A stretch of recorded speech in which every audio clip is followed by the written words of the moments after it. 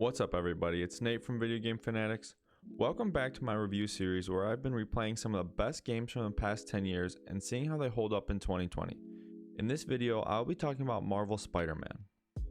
If this is your first time on the channel, please consider subscribing to help this channel grow. Peter, listen. That mask, it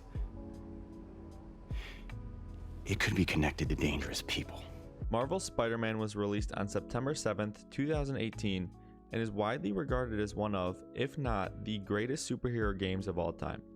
Created by Insomniac Games, Marvel Spider-Man is a story of a grown Peter Parker on his quest to eliminate the Sinister Six.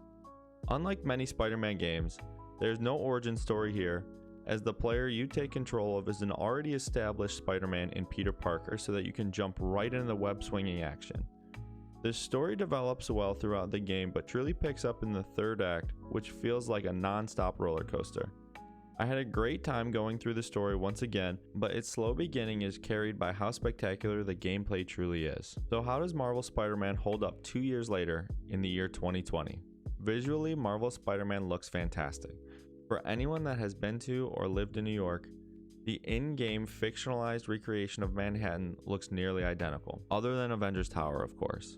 Swinging around the city looks great and has no frame rate issues even though the game is capped at 30 FPS. When the game releases for PlayStation 5, I'm going to love going back and seeing what the power of the PlayStation 5 can do for its visuals.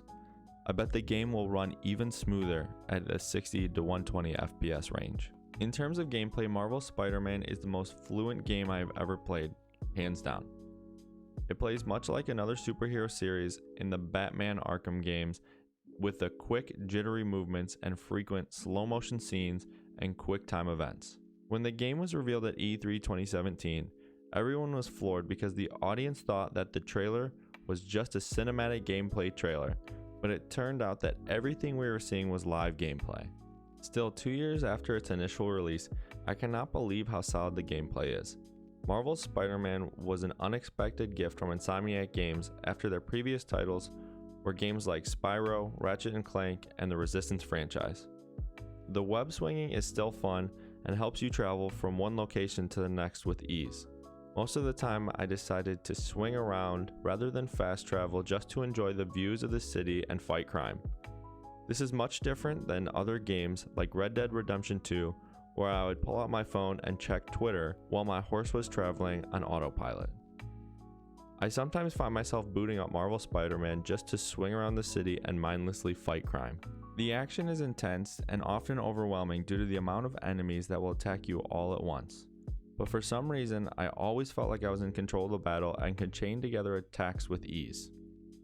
There are numerous gadgets that Peter has at his disposal to sway the battle in your favor. Boss battles are fun and for the most part fair, but in certain situations, I felt underpowered and as if my punches carried no weight compared to when I was fighting the hordes of thugs that were all sent at me on the streets.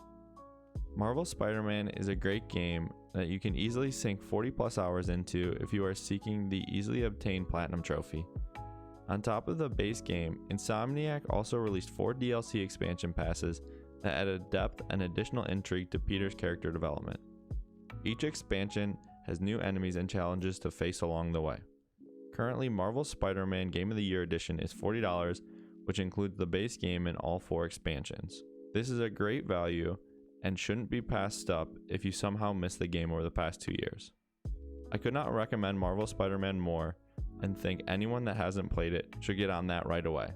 If you have the opportunity to wait for the PlayStation 5, it might be a good idea.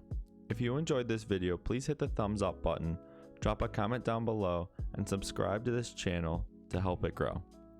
Thank you for watching. I'll see you in the next video.